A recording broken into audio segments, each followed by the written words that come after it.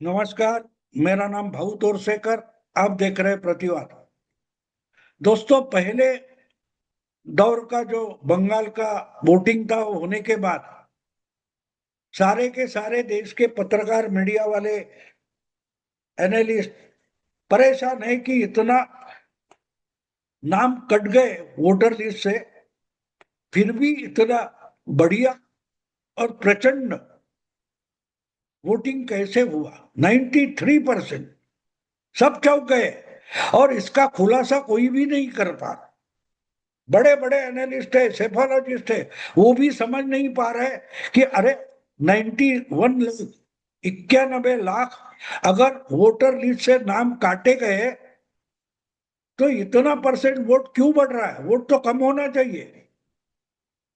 तो अपने अपने तरीके से लोग, जो हम कहानी सुनते हैं ना, चार अंधे और हाथी, तो हाथी को हाथ लगाकर, अपने आंखों पर पट्टी बांधकर जो हाथी का अंदाज लगाना चाहते, तो कोई बोलता है ये तो डोर है, कोई बोलता है ये खंबे जैसा है, कोई बोलता है कि सूप जैसा है। अपने अपने अंदाज में बोलते हैं, क्योंकि वो जो कुछ है वो देख नहीं पाते, ना समझ पाते।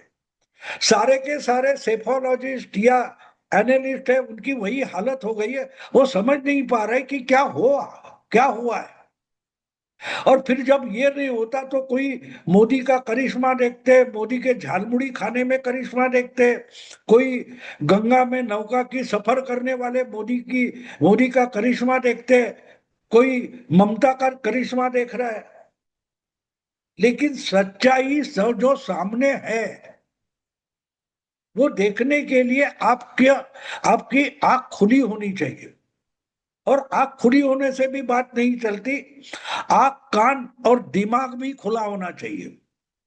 अगर दिमाग पर पर्दा डाल के रखो अपने पूर्वाग्रह का, तो जो आंखों के सिग्नल आ रहे, कान के सिग्नल आ रहे, उसका प्रोसेसिंग दिमाग नहीं कर पाता। तो पहली बात समझ लो, 91 यानी 91 लाख वोटर लिस्ट से काटे गए, ऐसा जो कहा जाता है वो बिल्कुल सही नहीं है।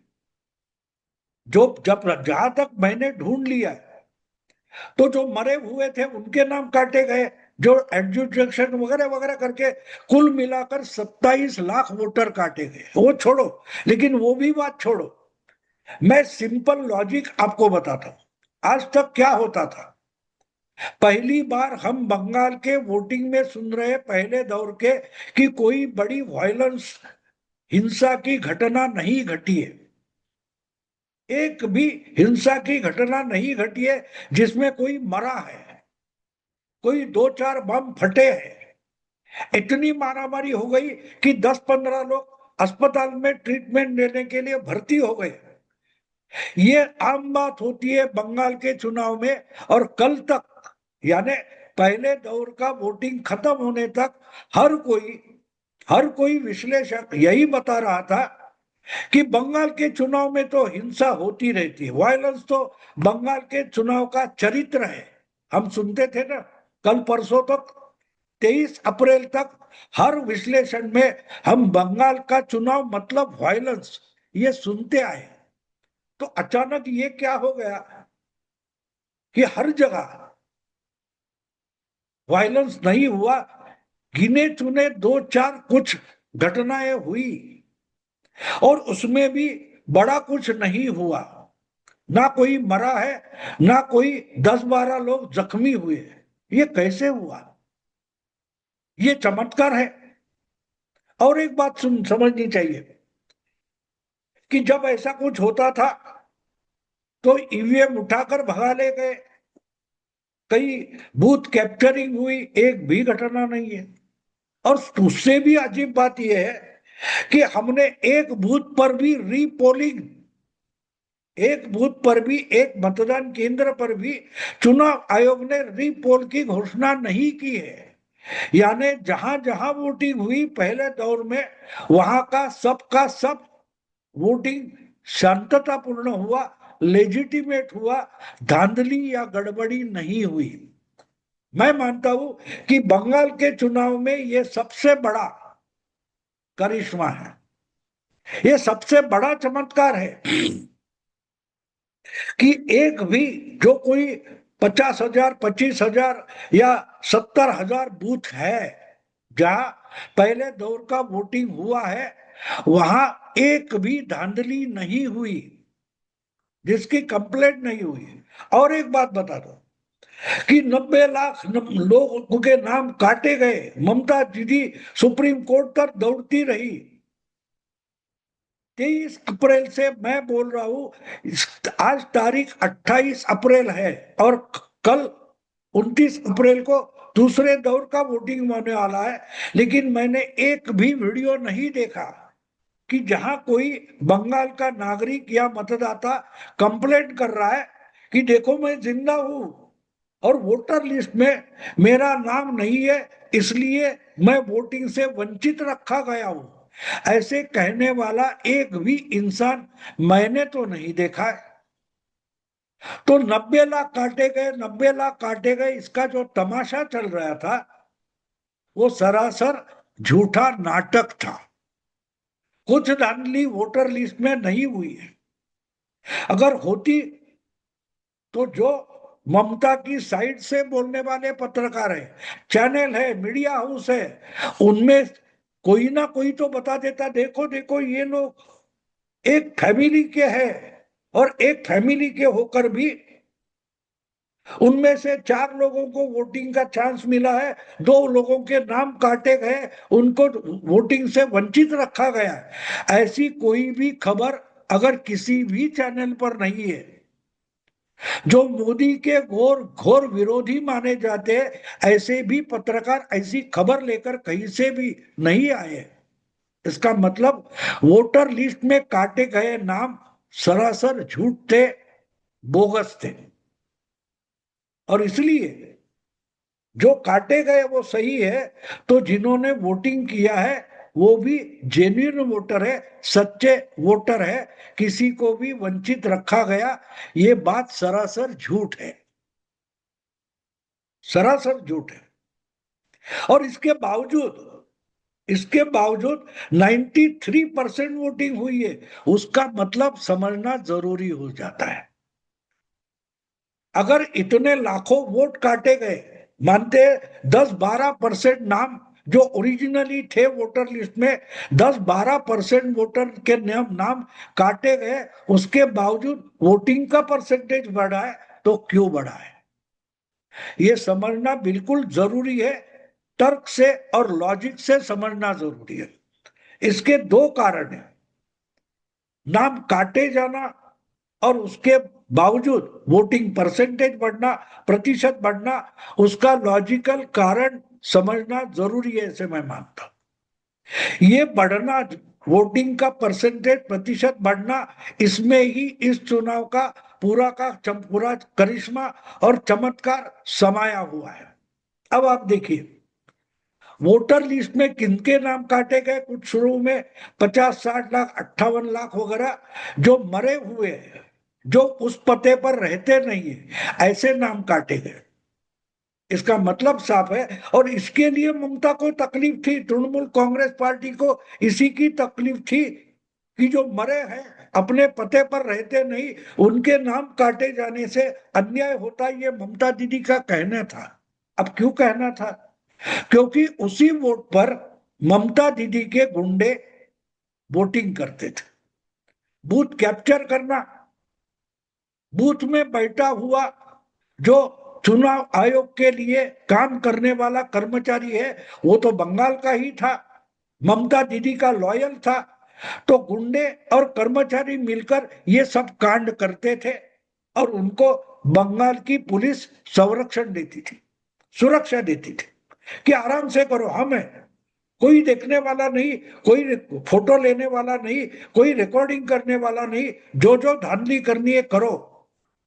तो चुनाव आयोग के लिए काम करने वाला बंगाल का शासकीय कर्मचारी, बंगाल की पुलिस और ममता दीदी के गुंडे, तीनों मिलकर ये पूरा का पूरा बोगस वोटिंग करवा लेते थे। अब ये करने के लिए किसी को मारने की जरूरत नहीं है। क्या बोला जाता था? 4 तक जो करना है वोटिंग कर लो, 4 के बाद खेला होवे। 4 बजने के बाद खेला होवे का मतलब 4 से लेकर 6 तक जितने लोगों को वोट देना है दे दो। उसके बाद जो मरे हुए हैं, जो बंगाल में रहते नहीं है, जो अपने पते पर रहते नहीं, उनके नाम पर तृणमूल के गुंडे और बंगाली पुलिस मिलकर बटन दबा देती थी और दबा दबा कर वोटिंग होता था। वो पूरा का पूरा बंद हो गया। जो 58 लाख वगैरह मरे हुए पते पर ना मिलने वाले लोग हैं, उनके नाम जो काटे गए, उनको वंचित नहीं रखा गया। उनके नाम पर वोटिंग करने वाले जो तृणमूल के गुंडे या तृणमूल के ममता दीदी के कर्मचारी और ममता दीदी की पुलिस थी, उनको बोगस वोटिंग से वंचित रखा गया। ये समझना जरूरी है। जो एसआईआर में नाम काटे गए, उसमें अगर 58 लाख बोगस वोटर थे, ना मिलने वाले वोटर थे, उनको उनके नाम हटाए गए, मतलब ममता दीदी के लिए बोगस वोटिंग करने का जो कांड चलता था, वो कांड करने वालों को वोटिंग करने से, धांधली करने से वंचित रखा गया। और उसके बावजूद 93% वोटिंग हुआ है। तो अब ये वोटिंग बढ़ा कैसे, वो भी समझना जरूरी है। बड़ी बड़ी कॉलोनियां जहां गुंडागर्दी करके वोटर को वोटिंग से वंचित रखा जाता था, डरा कर, 2 बम फोड़ दो, 2-4 सोडा वाटर की बोतल फेंक दो, कहीं पत्थरबाजी करो, तो घर से कॉलोनी वाले निकलने के लिए डरते थे। और उनके नाम पर भी ऐसे धांधली करके वोटिंग किया जाता था या बोगस वोटिंग किया जाता था। तो बोगस वोटिंग पर ममता दीदी बड़ी आराम से प्रचंड बहुमत लाती थी। वो बोगस वोटिंग करने वालों को वंचित रखा गया, ये एक हिस्सा है। 93% वोटिंग के लिए जो कुछ हुआ है, उसका पहला हिस्सा यह है कि नाम काटे गए बोगस लोगों के और बड़ी संख्या में सुरक्षा प्रोवाइड की गई, जिसमें बंगाली पुलिस जो ममता से लॉयल थी, उनको वोटिंग सेंटर से, बूथ से 100 मीटर दूर रखा गया। जो अंदर बैठे उन पर नजर थी किसकी? सीआरपीएफ की, सेंट्रल फोर्सेस की। और ममता दीदी के गुंडे बूथ के आसपास भी गुंडागर्दी करने के लिए नहीं जा पाते थे। और इसके कारण जो वोटिंग बढ़ा है, जो डर के मारे घर में बैठते थे, वोटिंग से वंचित रखे जाते थे, वो बिना डर के घर से निकले और वोटिंग करने पहुंचे। तो समझो, ये जो बढ़ा है वोटिंग, उसमें से बहुत सारे सच्चे जेन्युइन वोटर हैं, जिनको पिछले बहुत सारे चुनाव में ममता दीदी के गुंडागर्दी के कारण वोटिंग करने से वंचित रखा जाता था, वो भी घर से निकलकर वोटिंग के लिए आए। इसलिए ये 93%, 93% वोटिंग हुआ है। तो वोटिंग बढ़ने का जो कारण है, वो दो हिस्से में है। एक, मरे हुए बोगस वोटर का वोटिंग हो नहीं पाया, और जिनको आज तक वोटिंग से वंचित रखा गया, ऐसे असली सच्चे वोटर जो है, वो अपने घर से बिना भय के, बिना डर के निकले और उन्होंने वोटिंग किया है। तो ये वोटिंग परसेंट बढ़ता हुआ दिखाया। अब एक बात समझो, अगर बोगस वोटिंग रोकी जाती और घर से निकलने वाले डर से निकल नहीं पाते, तो भी वोटिंग नहीं बढ़ती, नहीं बढ़ती। क्योंकि चुनाव आयोग ने मोटरसाइकिल पर रोक लगाई। मोटरसाइकिल का मतलब क्या था कि आपके कॉलोनी के गेट पर आकर मोटरसाइकिल पर गुंडे मोटरसाइकिल रा रा रा रा आवाज करते थे और इशारा देते थे, हम आके खड़े हैं, घर से निकलो मत, वोटिंग के लिए निकलो मत। तो उस पर भी चुनाव आयोग ने रोक लगाई। इसके कारण बिना डर के लोग निकल पड़े। तो एक बात मान लो कि 93% वोटिंग हुआ है, मैं मानता हूं उसमें 20 या 30% वोटर जो है वो पिछले कुछ सालों से ममता दीदी की राज में वोटिंग से वंचित रखा गया वर्ग है, वो घर से निकला है और आराम से निर्भयता से वोटिंग कर रहा है। इसी कारण से वोटिंग बढ़ी है। और इसलिए मैं मानता हूं कि जो पहले दौर का वोटिंग हुआ है वो सुनामी लेकर आया है। वो एक तरीके से ज्वालामुखी जैसा फट गया है समुन्द्र के नीचे, और उससे जो सुनामी आई है वो दूसरे दौर को डुबा कर लेके जाएगी। तो जो पहले दौर में हुआ है उससे सुनामी हुई है, और सुनामी हमको 29 अप्रैल को दिखाई देगी। और उसमें 93% में मैं मानता हूं कम से कम 20 या 30% के आसपास पहली बार जेन्युइन वोटर घर से निकला है। वो ममता को सबक सिखाने के लिए निकला है। वो ममता दीदी को अपना असली रंग दिखाएगा, जिसको हम करिश्मा बोल सकते हैं। और ममता दीदी 100 के नीचे आकर फंसेगी। ममता दीदी की तृणमूल कांग्रेस पार्टी 100 का आंकड़ा भी पार नहीं करेगी। यही पहले दौर का वोटिंग मुझे कहता है। 4 तारीख को देखते हैं क्या होता है। अभी यही रुकता हूं। अगर वीडियो पसंद आए तो लाइक कीजिए, शेयर कीजिए और प्रतिवाद को सब्सक्राइब कीजिए। नमस्कार।